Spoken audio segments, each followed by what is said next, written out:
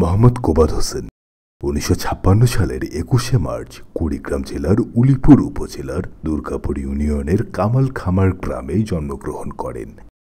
কামালখামার মাদ্রাসায় তিনি তার প্রাথমিক শিক্ষা সম্পন্ন করেন এবং দুর্গাপুর মাধ্যমিক বিদ্যালয়ে ভর্তি হন। 1971 সাল তিনি তখন নবম শ্রেণীর ছাত্র। কিশোর কোবাদ হোসেন ঝাঁপিয়ে পড়েন জাতীয় মুক্তির সেই ঐতিহাসিক সংগ্রামে। 16ই ডিসেম্বর বিজয় ছিনিয়ে নিয়ে পুনরায় নিজের জীবন নিয়ে মনোযোগী হন তিনি। 1972 সালে দুর্গাপুর মাধ্যমিক বিদ্যালয় থেকে মাধ্যমিক পরীক্ষায় অংশগ্রহণ করেন এবং প্রথম বিভাগে উত্তীর্ণ হন। তিনি কুড়িগ্রাম পৌরসভার সাবেক চেয়ারম্যান জনাব ওবায়দুর রহমানের বাসায় লজিং থেকে কুড়িগ্রাম সরকারি কলেজে বিজ্ঞান বিভাগে উচ্চ মাধ্যমিকে পড়াশোনা শুরু করেন।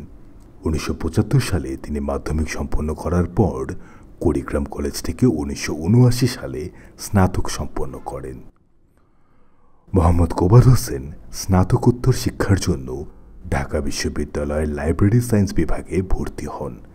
স্নাতকোত্তর চলাকালীন সময়ে তিনি বাংলাদেশ সরকারের অধীনে বাংলাদেশ বিজ্ঞান ও শিল্প গবেষণাগার রাজশাহীতে বোটানি সেকশনে গবেষণা কর্মকর্তা হিসেবে যোগদান করেন। পেশাগত জীবনে সর্বোচ্চ সাফল্যের শিখরে যাবার পরেও নিজের শিকড়কে ভোলেননি তিনি। রাজশাহী বিশ্ববিদ্যালয়ের ভর্তি পরীক্ষার্থী, রাজশাহীতে বিভিন্ন দাপ্তরিক কাজে যাওয়া আত্মীয় অনাত্মীয় সকলকে তিনি সাহায্য করেছেন।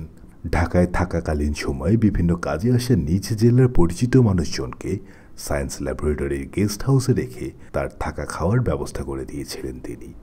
রাজশাহীতে অবসরের পর তিনি স্ত্রীকে নিয়ে ফিরে আসেন নিজ বিভাগ রংপুরে এবং রংপুর শহরের বাবুখায় বাড়ি নির্মাণ করে সেখানে তার স্ত্রীকে নিয়ে বসবাস শুরু করেন। ব্যক্তিগত জীবনে তিনি 2 সন্তানের জনক। তার কন্যা কাফা তাসনিম একজন চিকিৎসক। তিনি ঢাকা ডেন্টাল কলেজ থেকে চিকিৎসাবিদ্যা সম্পন্ন করে বর্তমানে অস্ট্রেলিয়াতে অবস্থান করছেন।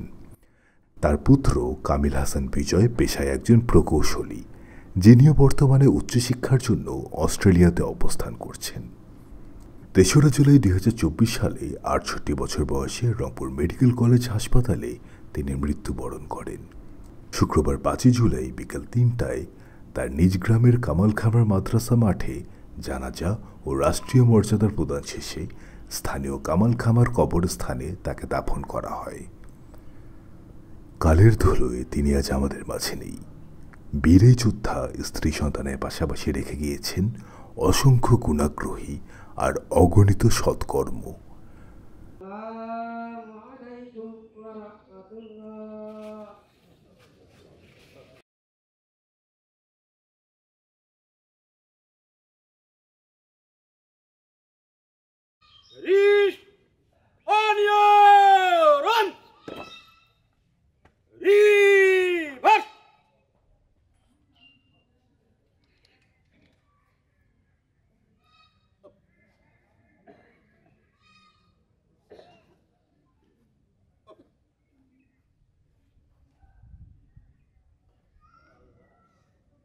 উপস্থিত সকলে মরম বীর মুক্তিযোদ্ধা কোবাদ হোসেনের স্মরণে 1 মিনিট নিরবতা পালন করিবেন।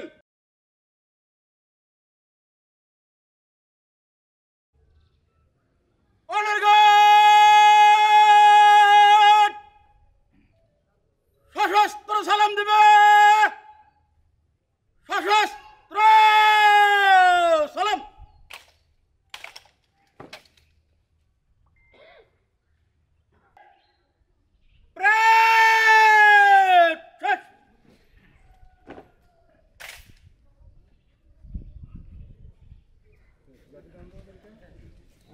চোখ জুড়ানো সবুজ গ্রাম, ধুলোয় মোড়ানো নগর, আজ অপেক্ষায়।